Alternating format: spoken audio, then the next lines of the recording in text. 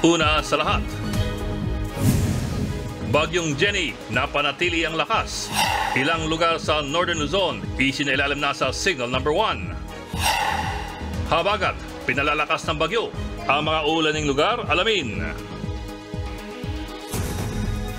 Magandang gabi, Pilipinas. Sa Frontline tonight,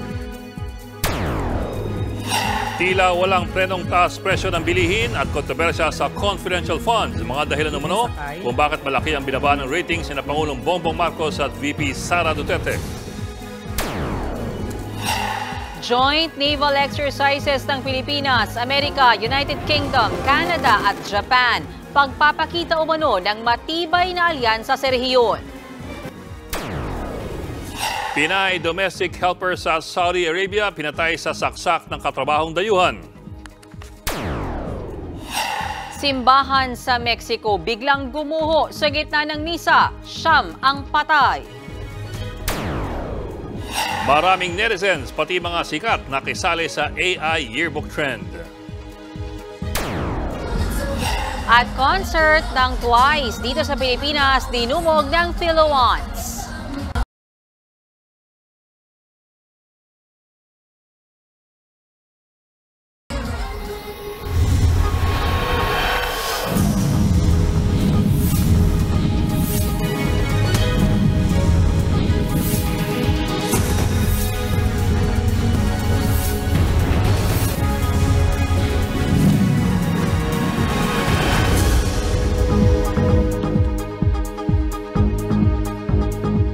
Malaki ang binaba ng approval at trust ratings ni Pangulong Bongbong Marcos at VP Sara Duterte base po sa pinakabagong Pulse Asia Survey.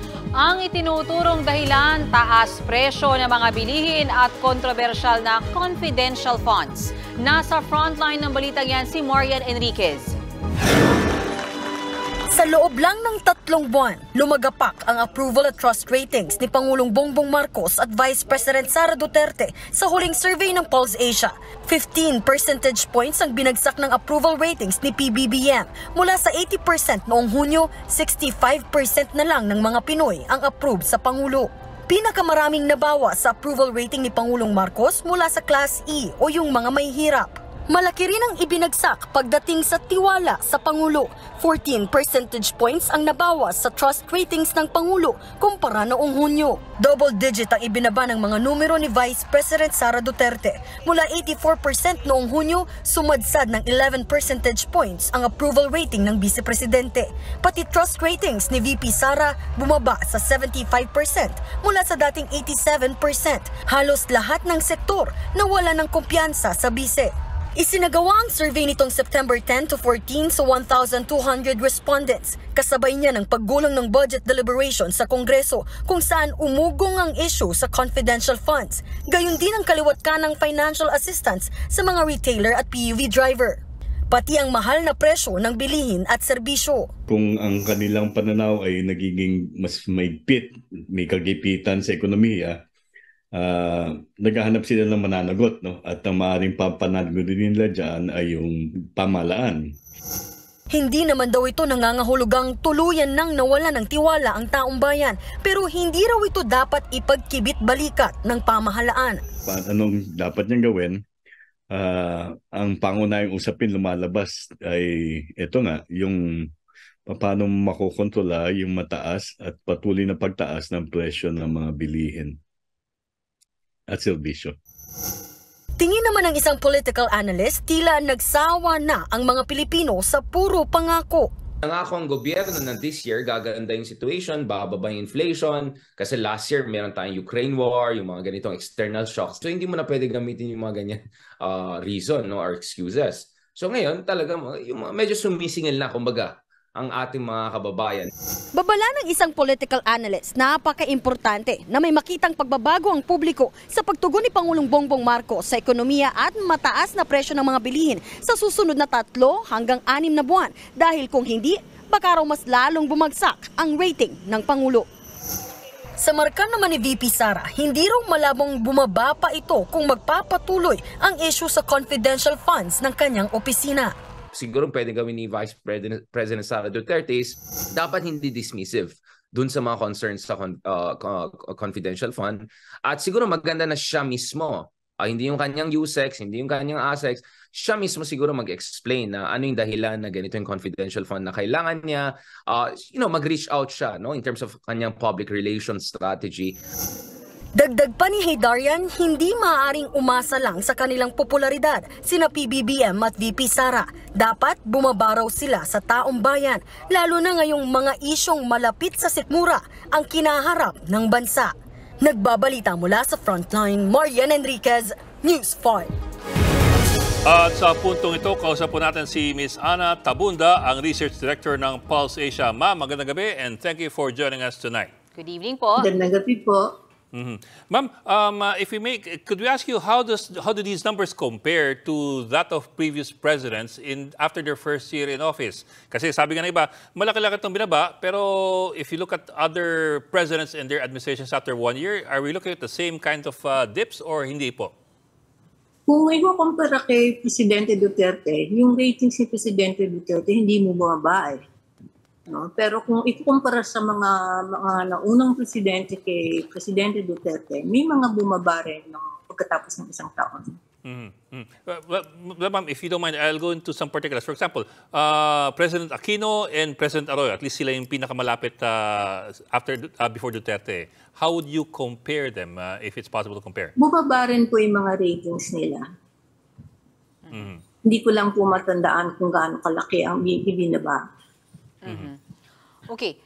Ma'am, ang gusto namin i-focus ngayon, gusto namin mas maintindihan, hanggang Class E, ito yung mga kababayan nating pinakamahihirap, yung talagang sinasabing kabilang sa mga nawalan ng approval kay Pangulong Marcos at VP Sara. Can you tell us, ano yung posibleng cost nito? Taas presyo ba? Taas sa presyo ng gasolina, bilihin, yan ho ba yun? Kasi kung Duterte administration po, kung tama ang naalala natin, in time na ito na yung kasagsagan ng tokhang issue. Pero hindi siya bumaba. But this time around, taas presyo. So mas ito ba yung inayawan ng mga kababayan natin or ininda? Malamang po, may epekto yung mataas na presyo ng mga bilihin. Kasi patuloy ang pagtaas ng inflation. Okay. Nahihirapan sila. Okay. So,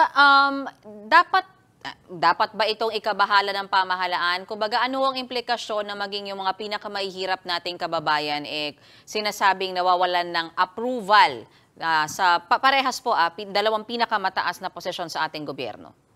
Dapat pong pagtuunan to ng pansin ng administrasyon na hindi siya makontento na majority pa rin naman ang approval rating niya. Pero subukan nila talaga i-address yung mga issue na hinaharap ng mga tao. Kung hindi po, baka tuloy-tuloy yung pagbaba kung hindi nila aagapan.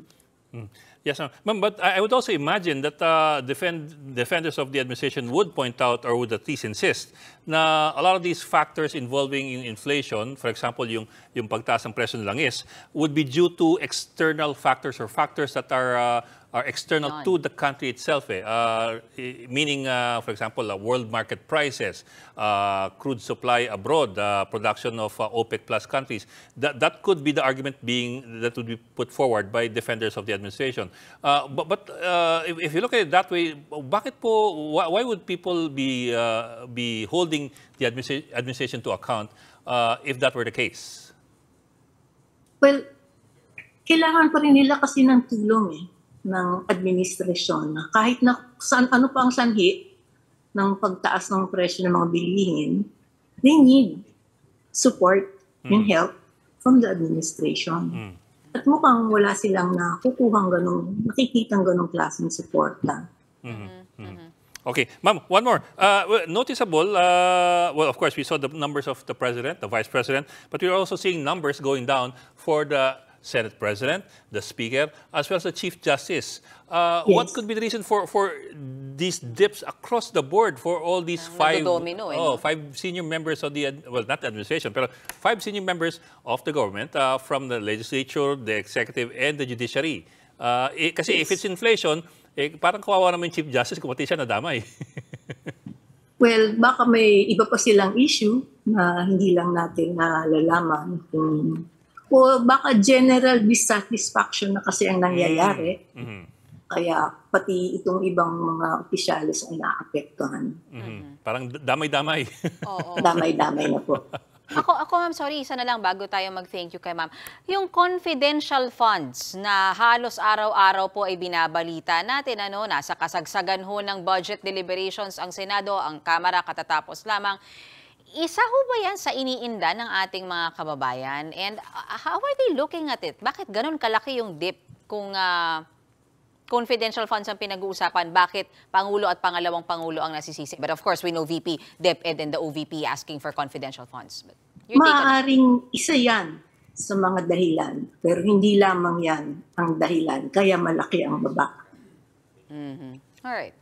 Okay, maraming salamat Ms. Ana Tabunda ng Pulse Asia. Thank you, ma'am. Thank you, ma'am. Samantala, tripleng pasakit sa bulsa ang sabay-sabay na taas presyo ng itlog, LPG at diesel. Sapul niyan ang kita ng maliliit na negosyo. Nasa frontline ng balitang yan si Brian Basa. May tindahan ng itlog si Rose Ann sa palengke sa Mandaluyong. Ngayong linggo, 5 piso raw ang itinaas ng kuha niya ng itlog sa supplier. Ang isang tray ng maliliit na itlog, 215 pesos na. Ang medium size, 225 pesos kada tray at 240 pesos naman sa large. Daing ni Rose Ann, napakabigat ng 5 pisong dagdag. Minsan napapadalhan pa raw siya ng mga basag na itlog. Minsan yung customer namin, hindi na sila bibili. Maghahanap sila ng mas less na Kahit 5 piso lang yan yung tinas ko, pero maghahanap sila ng iba na bibilan nila na mas less pa. Ayon kay United Broiler Raisers Association Chairman Gregorio San Diego, tumataas ang demand ng itlog tuwing magpapasko. Kaya tumataas din ang presyo sa merkado kahit walang paggalaw ang farm gate price. Kabilang din daw sa mga dahilan ng price hike sa itlog ang sunod-sunod na bagyo at bird flu. Kaya hirit ng grupo sa pamahalaan, aprubahan na ang permit sa pag-aangkat ng bird flu vaccine. Maiiwasan din anila nito ang pagpasok ng smuggled na bakuna. Ang inaano namin, baka yung ini-import na, yung ini-smuggle na bakuna, hindi tumbok yung variant ng bird flu dito sa atin, baka mag-mutate, lalong lalaki ang problema namin. Isa pang masakit sa bulsa ngayon ang panibagong taas presyo sa LPG. Simula kahapon, 3 pesos and 75 centavos ang minahal ng kada kilo ng LPG. Katumbas yan ng higit 41 pesos na dagdag sa kada 11 kilogram na regular na tangke.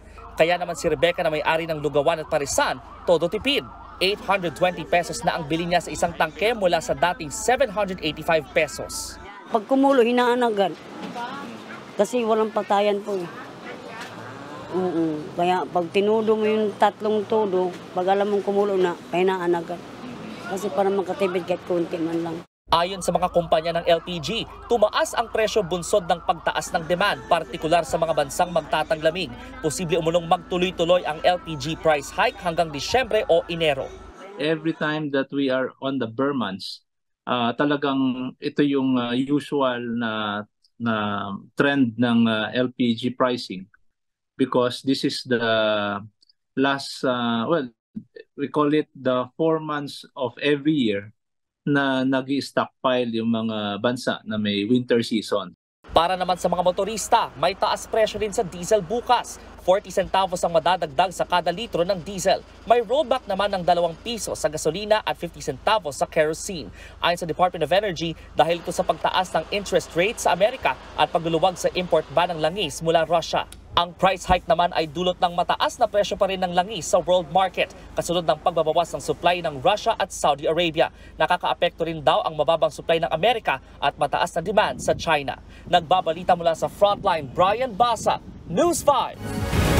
Sa pinakabagong Pulse Asia Survey, malaki po ang binaba ng approval rating si Pangulong Bongbong Marcos at 4 sa mga pinakamataas na opisyal ng gobyerno, kasama po si VP Sara Duterte.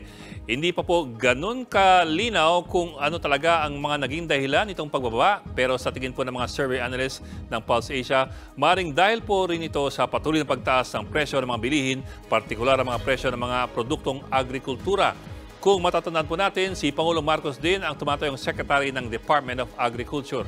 Mapapansin po natin na ang inflation ay bumaba mula Abril at Mayo, nasa 6.6% at 6.1% na naging 5.4% noong Hunyo. Noong Hunyo rin po yung mataas pa ang approval rating si Pangulong Marcos, nasa 80%. Pero pagdating po ng Agosto, nagsimula na po ulit tumaas ang inflation sa 5.3%. Kung ano ang inflation sa Setyembre, yan po ang ating pang-aabangan. Gayunpaman, naramdam na po ang pagtaas sa mga presyo ng bilihin nitong Agosto at Setyembre. Sa bigas pa lamang, malaki-laki na po ang tinaas sa mga presyo. Ito pong mga datos na ito, galing po ito sa mismong Department of Agriculture website. Kung nung katapusan po ng Hunyo, ang huling Pulse Asia survey period, ang regular milled rice ay nasa 35 to 42 pesos per kilo. Tuloy-tuloy lamang po ang pagtaas niyan hanggang sa umabot na sa 41 to 55 pesos per kilo noong September 10, ang unang araw po ng pag-survey. Ito po. Okay. At 40 to 45 pesos naman noong September 14, ang huling araw po ng Pulse Asia Survey. Sa panahong yan, bale, ang tinaas ay mula 3 hanggang 5 piso per kilo. Ang kapansin-pansin po dito, labis pa rin ang inaabot ng presyo ng regular milled rice sa kabila po ng EO number 39 ni Pangulong Marcos na nagpataw ng price cap na 41 pesos per kilo sa regular milled rice. Sa well-milled rice naman, dating 39 to 46 pesos per kilo. Nung Hunyo, umabot na po sa 45 to 48 pesos per kilo. Matandaan din po na ang pangako ni Bongbong Marcos nung kampanya na maibaba sa 20 pesos ang presyo ng kilo ng bigas. Pero nang nakaupo na siya na bilang Pangulo, ay sinabi lang niya na aspirational or pangarap lamang ito at hindi sila talaga pangako. Sa seafood naman, ang bangus na dati 145 to 240 pesos per kilo, ngayon po ay nasa 150 pesos, umabot ng 250 pesos po noong Setyembre. Ang tilapia ay tumaas din, dating 105 pesos hanggang 160 pesos, nasa 120 pesos hanggang 180 pesos. Ang pork kasim naman, hindi masyadong gumagalaw ang presyo, minsan ay bumababa at minsan po ay bahagya lamang. Pero ang liempo naman, nasa 300 to 380 pesos per kilo noong Hunyo, umabot na po sa 290 to 400 o 280 to 400 pesos per kilo nung mismong survey period nung September. Ang presyo po ng manok at itlog hindi po masyadong gumagalaw nung panahong yun. Hindi po kagaya ngayon, nasa 10 piso na raw yung isang piraso ng itlog. Pero ang presyo ng gulay medyo tumaas din po. Ang repolyo dating 100 to 150 pesos nung Hunyo, nasa 100 to 180 na nung Setyembre. Ang karos malaki po ang tinaas mula 100 to 150 nung Hunyo, umabot na po ng 120 to 200 nung Setyembre. Ganon din ang tinatawag na Pechay Tagalog na nasa 50 to 100 lamang nung Hunyo, pero pumalo na po ng 80 hanggang 150 pesos ito pong Setyembre.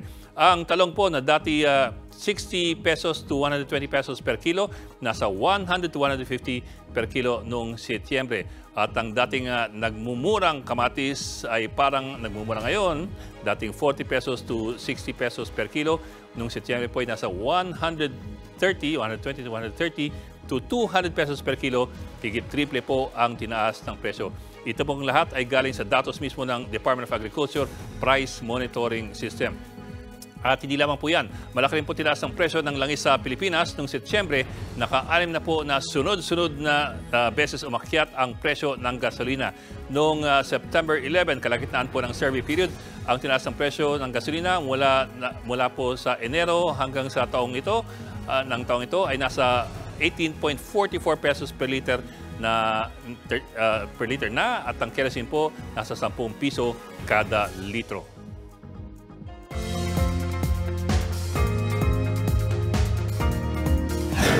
Ulat panahon naman tayo, bahagyang lumakas ang bagyong Jenny. Itinaas ang signal number 1 sa ilang lugar sa Luzon. Huling namataan ng bagyo sa layong 485 kilometers silangan ng Basco, Batanes. Taglay nito ang lakas ng hanggang aabot sa 155 kilometers per hour at bugsong aabot sa 190 kph. Sa ngayon, mabagal ang pagkilos ng bagyo pahilagang kanluran. Pero sa Miyerkules ay kitang lalapit ang bagyong Jenny sa Batanes na direkta nitong maapektuhan. Sa Huwebes naman ito posibleng lumabas ng Philippine Area of Responsibility. Sa ngayon, signal number 1 sa Batanes, Cagayan, Babuyan Island at Apayao. Pati na rin sa northeastern portion ng Abra at Hilagang Kalinga. Signal number 1 din sa northern and eastern portion ng Isabela. Pinapalakas din ng bagyong Jenny ang habagat kaya magiging maulan sa Mimaropa, Western Visayas at Zamboanga Peninsula. May tsansa ring ulanin ang Metro Manila at natitira pang bahagi ng bansa, bunsod naman ng localized thunderstorms. Dumarami na naman ang kaso ng COVID-19 sa bansa. Noong September 26, 111 lang ang naitalang COVID cases. Halos dumabli po yan sa loob lamang ng 4 na araw. Tumaas din ng 5.3% ang positivity rate o yung bilang ng mga nagpapositibo sa mga tinetest. Nagpas po yan sa 5% ng standard ng World Health Organization para masabing kontrolado na ang hawaan. Hindi naalis ang posibilidad na mas marami pang mga may COVID-19 sa Pilipinas na hindi lamang sumasailalim sa RT-PCR testing. Halos 4,000 kandidato sa barangay at SK elections ang pinadalhan ng show cause order ng COMELEC dahil sa maagang pangangampanya. Sa bilang na yan, 700 daw ang sumagot na at 35 ang sinampahan ng disqualification case. Pwede para umadagdagan ang mga padadalhan ng show cause order habang papalapit ang simula ng kampanya sa October 19. Desidido rin ang COMELEC na kasuhan pa ang ibang pasaway na kandidato bagong eleksyon sa October 30. Submitted for resolution, walang hearing, walang preliminary conference na. Diretsahan na kagad kasi total may ebidensya at meron din naman sinasagot. Ang importante, sabi ng Supreme Court, merong opportunity to be heard. May pagkakataon na sumagot. Isipin nyo, sumagot na sila sa show cause order, tapos sasagot pa sila doon sa SOMOS. Samot-sari mga baril ang binibenta online ang nasabat sa isang raid sa Marikina City. Ang mga bumibili raw niyan ay mga private armed groups ng ilang politiko na posibleng umanong may masamang balak sa nalalapit na barangay at SK elections. Nasa frontline balitang yan, Jenny Don. Sa bisa ng search warrant, sinalakay ng mga operatiba ng Criminal Investigation and Detection Group o CIDG ang isang bahay sa Marikina noong Biyernes. Hinalughog ang bawat sulok. Dito na tumambad sa mga otoridad ang mga mahabang kalibre ng baril at may mga silencer pa. Arestado ang isang sospek nang wala siyang maipakitang mga dokumento na nagpapatunay na lisensyado ang mga baril. Napag-alaman ding ibinebenta ang mga ito online. Sa Facebook page ng isang gun dealer, makikitang nakadisplay pa ang iba't ibang uri ng baril na pwedeng pagpilian. Hindi muna pinangalanan ng PNP ang sospek. Itong suspect natin ay nagbibenta ng mga baril through online. Yun po yung nakakatakot.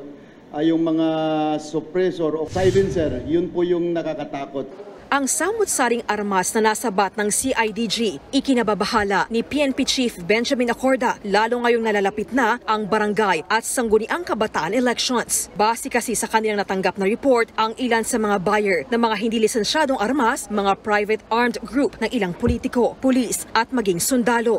Pero hindi na sila pinangalanan ng PNP. Some of his clients are yung mga private individuals who are maintaining private armed groups. Yun ang kinakatakutan natin. Sa kabuuan, 26 long firearms, 27 short firearms at assorted ammunition ang nakuha sa gun dealer. Inaalam pa ng CIDG kung saan galing ang mga binibentang baril ng sospek. Bukod sa seller, mananagot din daw ang mga buyer ng mga hindi lisensyadong baril. Once we have this lead, they can be subjected for law enforcement operation because definitely these are loose firearms, these are unregistered, and they are not ought to be sold sa private individuals. Sa tala ng PNP, simula nang ipatupad ang gun ban dahil sa nalalapit na barangay at SK elections, 654 na iba't ibang kalibre ng baril ang nakumpiska nila. Mahigit 1,000 ang inaresto. Nagbabalita mula sa frontline, Jenny Dongon, News 5. Susunod, overseas workers sa Saudi Arabia pinatay sa saksak dahil umano sa inggit. Senator Raffy Tulfo, siningil ang Bureau of Customs sa mga nakalulusot umanong droga sa Subic. At 5 bansa kabilang ang Pilipinas at Amerika nagsama-sama sa joint naval exercises sa gitna ng tensyon sa Asia-Pacific region. Magbabalik pa ang Frontline Tonight.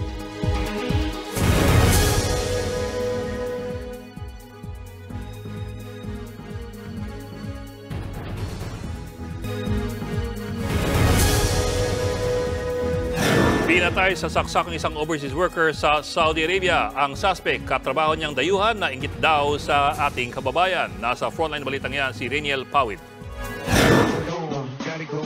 Masaya pang nagtitiktok ang 32 anyos na Pinay domestic worker na si Marjoret Garcia sa Saudi Arabia sa post niya nitong September 11. Walang kaalam-alam ang kanyang mga mahal sa buhay na ito na pala ang huli niyang TikTok video. Natagpo ang walang buhay ang domestic worker sa Alcobar. Ayon sa Department of Migrant Workers, September 27 nang maabisuhan ng Overseas Workers Welfare Administration tungkol sa pagkamatay ni Garcia. Ayon sa mapagkakatiwalaang source ng News 5 na isang welfare official, pinatay sa saksak ang biktima. Sa impormasyong ibinigay ng Saudi Police, posibleng kinainggitan ng Pinay ng katrabahong Kenyan national. Initial investigation lang ito kasi si paborito ng kanyang paborito ng kanyang amo. So nagkaroon yata ng kondumitan. Pero ito pa lang yung ikwinento sa amin. Yun ang naging sanhi kung bakit nangyari ito. Gawa rin ng kanyang kasambahay na taga-ibang bansa. Nasa kustodiya na ng mga otoridad sa Saudi ang sospek. Tubong Pangasinan si Garcia at taong 2021 nang lumipad pa Saudi. Ayon sa kapatid ng biktima, September 15 pa nila ito huling nakontak kaya nang hingi na sila ng tulong sa agency. Kontak po ko sa agency. Kung pwede pong yung kapatid ko, tawagan yung amo niya. Sige po, i-update ko po namin kayo, sabi niya. Nung kinukontak po yung amo, ayaw po pakontak. Nag-ring lang pa tanggapin, ayaw sagutin. Twice po na kontak nila, sabi lang po nakausap. Sabi ng amo, September 25, pumunta po ko sa agency, mag-update ako, sabi na. Hanggang September 27, sabi sa akin, huwag po kayo mabibigla, yung kapatid mo na sa morgue na, sabi sa akin. Bago ang insidente, naikwento raw ng biktima sa kanyang pamilya na pinalayas ng kanilang amo ang sospek dahil sa kanyang ugali. Kaya si Garcia na lang daw ang naiwan sa bahay. Naulila ni Garcia ang kanyang asawa at 2 menor de edad na anak. Umaasa ang pamilya na agad may iuwi sa Pilipinas ang kanyang labi at mapananagot ang pumatay sa OFW. Patuloy naman ang koordinasyon ng OWA sa Saudi para sa agarang repatriation. Nagbabalita mula sa Frontline, Reniel Pawid, News 5. Show of force. Yan daw ang layunin ng Joint Maritime Exercise ng Pilipinas at US Navy o ang Sama-Sama 2023. Bukod sa Pilipinas at Amerika, makikilahok din ang Navy Forces ng Britanya, Canada at Japan sa mga pagsasanay na gaganapin dito sa bansa hanggang October 13. Ayon kay Philippine Navy Chief Rear Admiral Toribio Adasi, patunay ito na natiling matibay ang alyansa ng Pilipinas sa ibang mga bansa sa gitna ng tensyon sa Asia-Pacific region, partikular sa West Philippine Sea. Sa kanyang talumpati, iginiit ni US Navy 7th Fleet Commander Vice Admiral Carl Thomas na importanteng maglayag ng mapayapa ang lahat ng bansa sa West Philippine Sea. I think that it's really important that we all recognize that the global maritime commons are used by everybody. And everybody wants the global maritime commons to be free and open. And I applaud the Philippine leadership in being willing to bring in other nations to what was a bilateral exercise and expand it so that we learn and train with one another.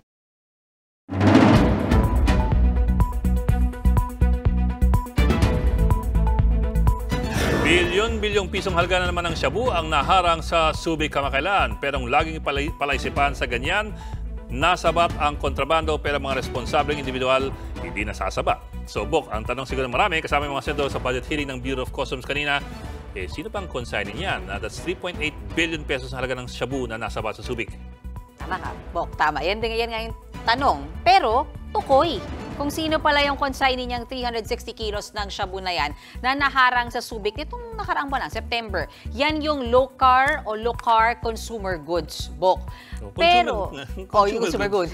Ayun nga. Pero hindi nila kinlaim, walang nag-claim mula dyan sa taga-low-car na yan ng kargamento. Malamang kasi, di ba? At hanggang ngayon, parang misteryo kasi wala pang naaaresto na taga-low-car pagkamat alam kung sino nga yung consignee. So, tanong nga ni Senator Raffy Tulfo kanina, bakit? At ang tanong na yan, siya na rin ang sumagot, Bok. Dahil pala talamak pa rin hanggang ngayon, Bok, yung gumagamit ng ibang identity, kung sino-sinong pangalan lang ba yung nilalagay na consignee. So, pakinggan lang natin, Bok, itong pahayag ni Senator Tulfo dyan sa mismong hearing na yan. Ako, unahan na kita. Wala kayong mahuli. Kasi po, yung nakapangalan dyan sa low-car, yan po yung mga taong hindi nyo na po makikita magpakailanman. Karamihan po sa mga consignee, mga may-ari, kung hindi kasambahay, driver, tambay, o dili kaya mga patay na binuhay. We are trying to verify all those informations that you have been telling us. We're in fact, sir, I joined the Bureau last year from the Armed Forces. Pero assuming na peke talaga yung mga pangalan ng mga consignees, ang tanong niya, paano nila nakaklaim kung peke yung pangalan nandun? Di ba? Anong requirements na nakasaad doon sa batas on how you can claim, for example, a shipment? Surprisingly, Bok, maraming requirements. Yung mga nag-a-apply na consignee. Kung ano-ano yan, Bok, kasama dyan, business permit. Proof of financial capacity. Tapos income tax return. ITR, peke lahat yan. Ang sinasabi, dito nakakita ng butas sa Senator Raffy Tulfo. Sabi niya, yung ITR, di umano kasi 1 year lang pala na ITR ang hinihingi dyan ng BOC. So sinasabi ni Senator Tulfo, kung may kakilala ka, di umano, sa loob ng BIR, madaling gagawin lang yan or imbentuhin. So dapat daw, 5 years na ITR ang hinihingi to make sure na siya talaga yung person na yun, na nasa kalagay yung pangalan sa consignee. Kaya inutusan ni Senator Tulfo yung BOC kanina sa budget hearing, linisin yung listahan ng consignees. Kung paano, Bok, dapat daw humarap sila ng personal sa opisina ng customs, dala yung kumpletong listahan ng requirements. Surprised ako bakit hindi pala sila humaharap. Hindi pwede lang pwede lang palang mag-file, So, surprised ako na kailangan pa sabihin sa kanila yun. Pakinggan ulit natin ito nga si Senator Tulfo, Bok. Doon pa lang sa consignee, sir, kapag gumawa kayo ng vetting, thorough screening, wala na siguro mag-smuggle. Matatakot na. Dahil sino ba naman smuggler ang magpo-front, mukha nila, ipapakita sa customs, papakita ng bank account nila, at kapag nagkahulihan, kulong sila. Paano makulong yung patay na nasa sementeryo, namamahinga na? Paano makulong isang tambay na tumakas na? Paano makulong ang isang driver kasambay na nasa probinsya? So kung sabit-sabit ang customs sa hearing, naibigay ka na hinihingi budget. Lumusot naman. Lumusot pa rin. Yan ay pagkakataon kasi na sila ay singilin talaga doon sa kanilang performance. Pero lumusot yung hinihingi nila, Bok, na 5.5 billion pesos na budget for 2024. 18% na mas mababa sa kung magkanong budget ngayong taon. Pero malaga, Bok, lumusot pa rin sila sa committee level. And sa plenaryo, i-defend ni Senator Sonny Angara yung kanilang budget. 5.4 billion ang budget na. 5.5. O malaki lang bahagya dun sa halaga ng shabu na pumasok. Oo nga, ang galing mo sa math talaga. 3.8 yung shabu Oo, konti lang. 5.5. O di 1.7 billion lang yung Taiwan. Okay. Salamat, Bok. Malagang malaman naman ito sa likod ng balita. Totoo yan, Bok. Dahil ang bawat balita may konteksto. Susunod, antivirus software ng PhilHealth. Expired na pala, kaya raw sila na-hack. SUV sa Amerika, nagdire-diretso sa presinto. At Pinoy Olympian Yumir Marshall, sigurado na ang bronze medal sa Asian Games matapos ma-knockout ang kalaban. Tok lang mga kapatid dito sa Frontline Tonight.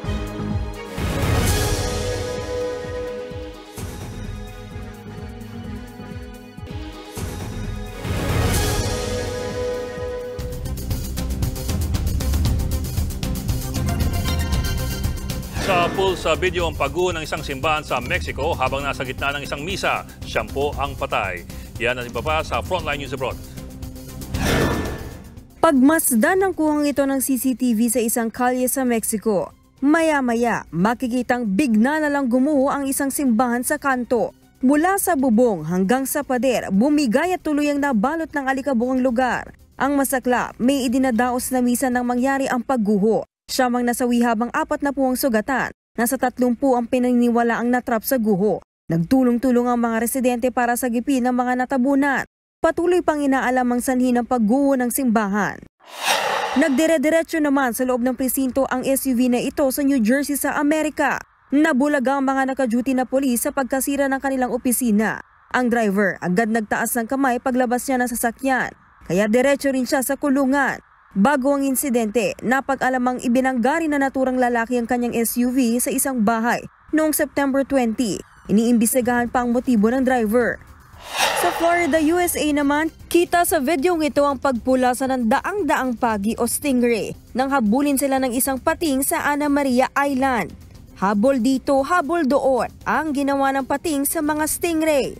Pero sa bilis lumangoy ng mga pagi, hindi nagtagumpay ang pating. Ayon sa videographer, ngayon lang daw siya nakakita ng ganitong karaming stingray na magkakasama sa isang lugar habang hinahabol ang pating. Nagbabalita mula sa Frontline, Camille Samonte, News 5. Nasaktuhan daw ng hindi updated na antivirus software ng PhilHealth nang ma-hack ang website ng ahensya nitong Setyembre. Yan ang inamin kanina ng PhilHealth. Noong May 15 pa raw nag-expire ang antivirus software subscription ng PhilHealth website. Kaya mahina ang seguridad nito ng atake ng grupong Medusa Ransomware noong September 22. Pwede naman daw mag-renew ng antivirus software pero dadaan pa ito sa procurement policy. Matapos ang hacking incident, nagbigay naman ng 30-day protection ang software provider ng PhilHealth kaya protektado ito sa ngayon. Tiniyak naman ng PhilHealth na walang na-leak na sensitibong impormasyon. We have a current antivirus in general, antivirus, anti-cybersecurity, but it is not updated. So, and probably that's where the hackers came in, probably through that weakness.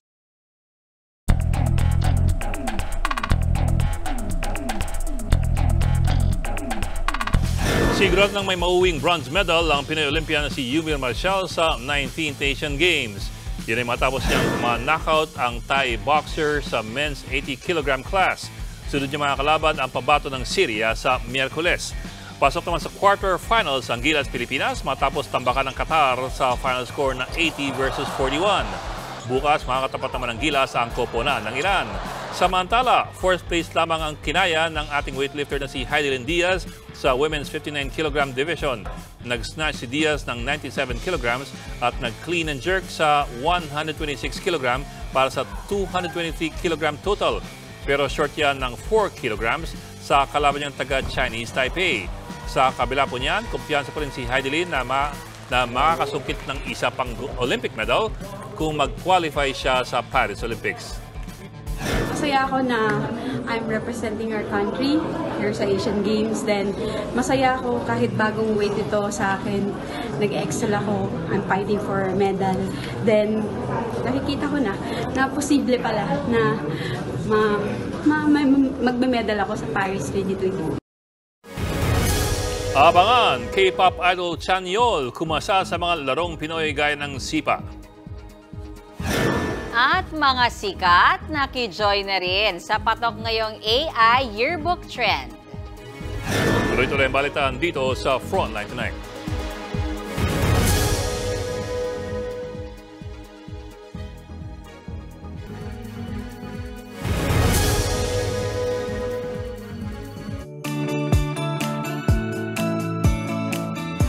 At sa ating pabaong pampagudit na napaaga, may entry na ba kayo sa sikat ngayong AI Yearbook Trend? Yan po yung bagong nakakagandang filter na patok ngayon online. Pati nga mga sikat, sinubukan yan. Panoorin natin sa report ni Jenny Dongoy. Let's take a trip down memory lane. Yung tipong kapanahunan ng mga estudyante noong 90s. Ang mga posing parang nasa vintage yearbook. Yan ngayon ang nauusong artificial intelligence o AI-generated image effect online. O ang hashtag AI yearbook trend, mapa-Facebook, IG o TikTok, kanya-kanyang submit ng entry ang mga netizen. Pati mga celebrity hindi nagpahuli. Kabilang na dyan ang legit Dapper Cats. Si Mayor Jose Manalo, nag-ala baseball, basketball at car racer in an instant. Gwapong-gwapo din ang mga netizen sa heartthrob-looking picture niyang ito. Si Yasi Pressman naman, channeling her studious look. Ang influencer namang si Bretman Rock, hindi raw nakilala ang kanyang sarili. Sa mga gustong itry ang paandar na ito, hindi nga lang ito libre. Kaya ang vlogger na si Albert Nicolas, parang nalugi raw sa binayad niya sa app. Tanong din ni Chito Miranda, bakit ganun? Si Jason Abalos naman, hindi na raw kailangang magpa-generate ng mga lumang litrato sa app. Dahil throwback pictures lang, sapat na at libre pa. Nagbabalita mula sa Frontline, Jenny Dongon, News 5.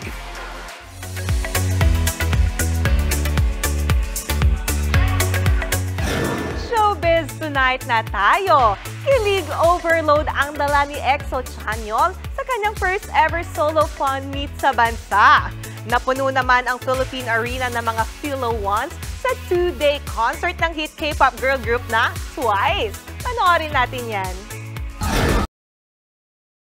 Successful and talaga namang memorable ang 2-day ready-to-be concert ng K-pop girl group na TWICE dito sa bansa. Full house ang Philippine Arena last September 30 and October 1 ng mga Philo Ones with their candy bong light sticks. At kahit 8 lang sila dahil wala si Chaeyoung, energetic at todo hataw pa rin ng TWICE. Full support din ng ilang family members ng TWICE, kaya may pa-special shoutout sila sa stage.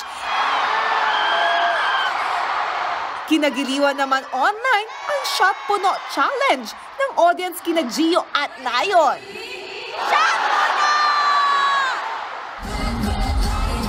Hanggang ngayon, trending pa rin worldwide ang Philippine concert ng TWICE. Nag-promise ang TWICE sa mga Philo Ones na muli silang babalik dito sa bansa.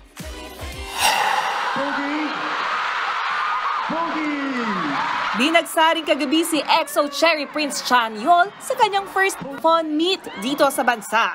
Sa event itong weekend, game na game ang EXO member na nakipagkulitan sa kanyang fans na Yol mates.